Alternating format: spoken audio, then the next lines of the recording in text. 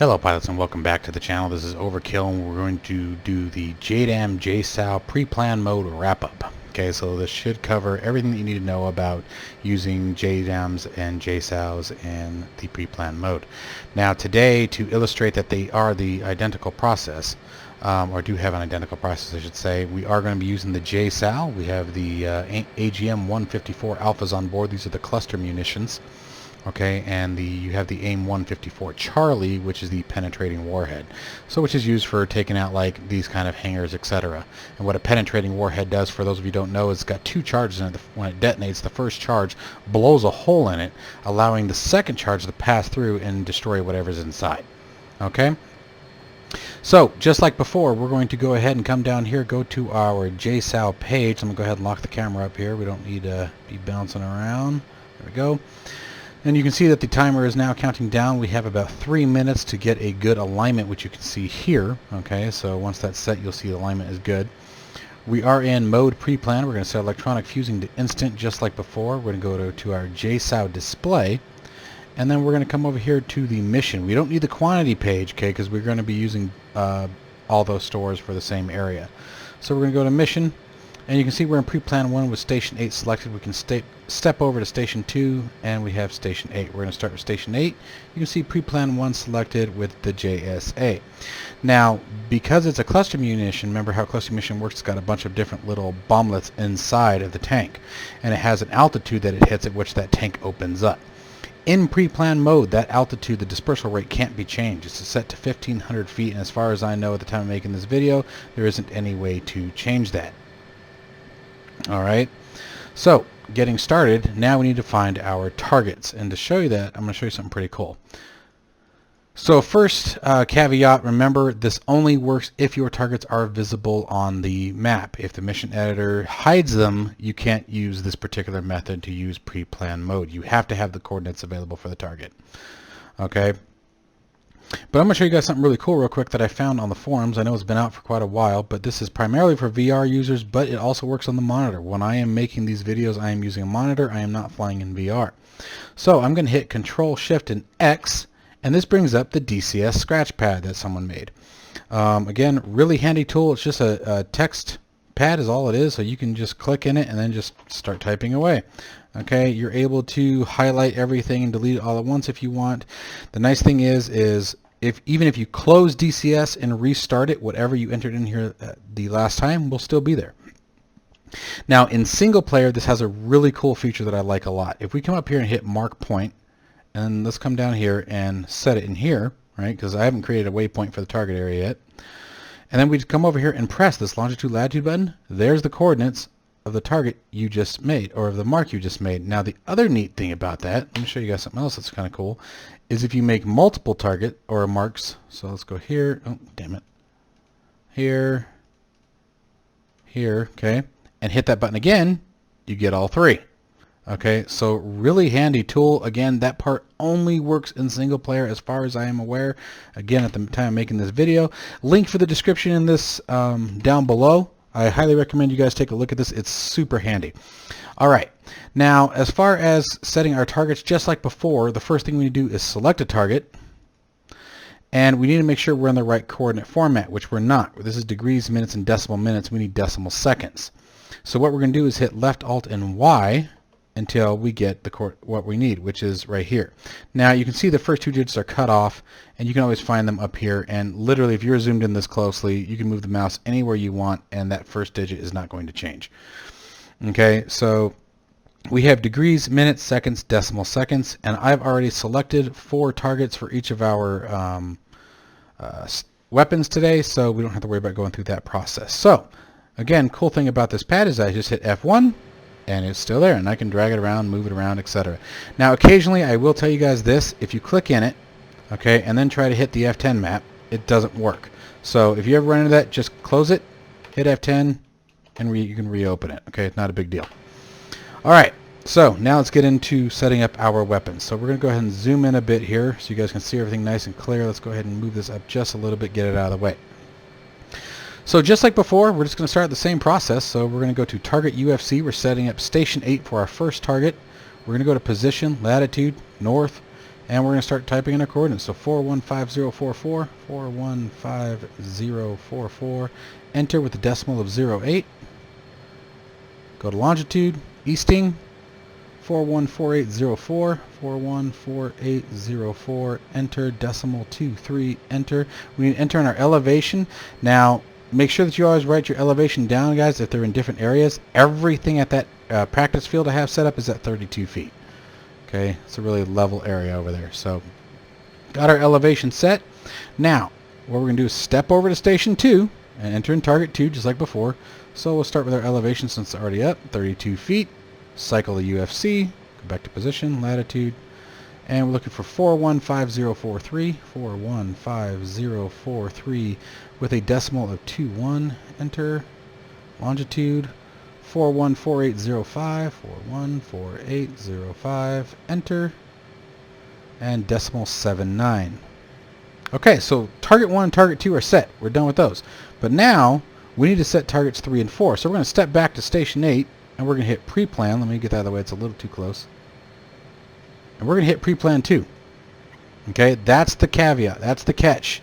If you're using double store stations for independent targets, so they have different targets, you have to set up a second pre-plan for the next target on that station. Okay, so I really worry about causing confusion with this here. So real quick here, this weapon and that weapon over there, the two outboard weapons, let's just do it like this. The two outboard weapons are on pre-plan 1. The two inboard weapons, and this could be reversed, but the two inboard weapons in this case are going to be on pre-plan 2. So if you're using these double stores and you want each bomb to go to a different target, you have to create a different pre-plan for targets 3 and 4. Okay, or 5 and 6. Okay, this works whether you're dropping 4 bombs or 8 bombs. It doesn't matter. It's the same process for each station. To change the target for that second weapon on that same station, you have to create a new pre-plan for it. Oops. Now, if we had 8 weapons, we could still use pre-plan 2 for targets, 6, 7, and 8. Okay. All right. So let's get back at it. So we're on pre-plan 2, so now we're going to enter in target 3. So target UFC, north, and we're going 41504205. So 415042, enter, 05, clear, 05, enter, longitude, 414802, 414802, enter, 12, enter, get the elevation in there, 32 feet, enter. Alright, and now we're going to step over back to station 2 and go to pre-plan 2 and rinse and repeat. 32, cycle it, position, latitude, north, and we're doing 415041, 415041, enter, and 18, enter, longitude, east, 414803, 414803, enter, and 67, enter. Alright, so the next thing we want to do is we're going to make sure that both stations are on pre-plan 1, because we want our targets to drop in sequence. So we got both stations pre-plan 1, our bombs are ready to roll. So now the only other thing I'm going to do is I haven't created a waypoint for the target area, so let's go ahead and set that up real quick. Using our scratch pad here. So we're going to go to waypoint, cycle to waypoint 1, go to data, UFC, and elevation, sure, we can set it 3, 2, enter, UFC again, position, north, and I'm not going to worry about the decimals, we're just going to do 415031, 5031, and going for easting, 414752, 414752, we're just looking to be in the general vicinity. Alright, that's it. So Control-Shift X-Ray to get rid of our scratch pad, unlock our camera, and I will see you guys in just a minute once we get airborne and into the target area. Alright guys, so we are back. We are airborne. We are 26 miles from the target area, and we're up at 23,000, almost 24,000 feet. Now the real thing that I want to talk to you guys about, and the reason why we're in a pause mode at the moment, is altitude versus speed and the JSOW. The awesome thing about the JSOW is you can fire it from a significantly long range as long as you're high enough and fast enough. So in the area of about, you know, I think it's 42,000 feet at max power, depending on the loadout, obviously, but as close you can get to 600 knots ground speed. Red Kite did an amazing video on this as well, where he actually broke down the different altitudes and delivery parameters that he had available.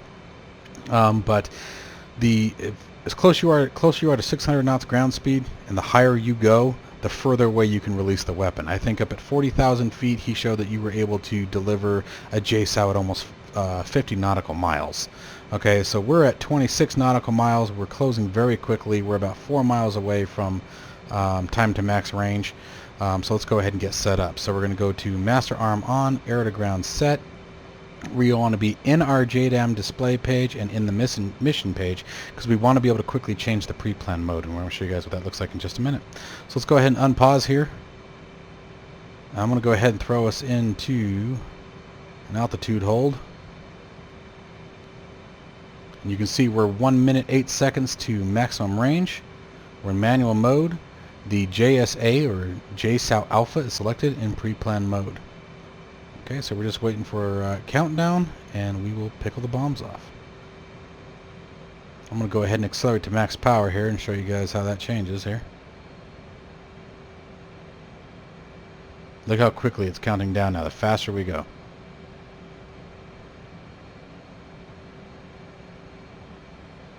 The more airspeed you give the bomb, the sooner you can drop it. Okay, so here we are, and you guys can see, for those of you who don't know, your ground speed is listed right here. So you can see we're at 458 knots ground speed and 457 true airspeed, which I actually find that sort of surprising. But anyway, all right. So there, we are now in range. So we'll go ahead and release our weapons. So here's pre-plan 1. So there's station 2, there's station 8. Actually, it was 8 and then 2, but still, who's counting? Now we're going to come back in here, go to pre-plan 2, step, pre-plan 2, and do it again. There's 1, there's 2. Okay, let's throw ourselves into an orbit.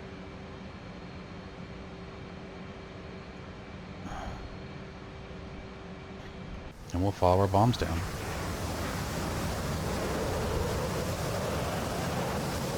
I'm going to go ahead and accelerate the time here. Sorry if you guys are getting a ton of stuttering. Hopefully it's not too bad. I cranked the speed up pretty good. Turn labels off. I hate labels. Alright. So remember I said in pre-plan mode the JSOW Alpha will release its cluster munitions when it gets down to 1,500 feet above the target. Okay, so you can see it's turning.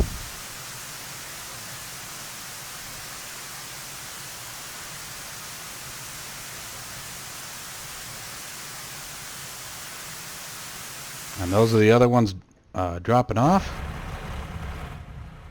There's the cluster munitions going off. Wasted. And that's a whole lot of death. Could you imagine being inside of that? Boy, that would suck. Okay, so really not a whole lot to it. Just remember, when you are using the multiple stores, I don't suppose I can get to it, can I? Yeah, no, I didn't think so. So, multiple stores on a single station. Make sure that you use your pre-plan 1 and pre-plan 2 modes to separate the targets for each station. And then other than that, make sure that you have your correct pre-plan mode set for each station on your first round. Come back in here, step through, switch it to pre-plan 2. If you don't switch it to pre-plan 2, then your second pickle, when you drop your second bomb, it's going to go after the same target. Or actually, I believe it won't go to anything, if I remember correctly, but we'll see. But anyway, so just make sure that you guys are switching over to pre-plan 2 after you've dropped your first round of bombs. If you guys have any questions or comments, as usual, leave them in the fields below. I hope everyone stays healthy and safe through all of this nonsense, and I will catch you guys in the next one.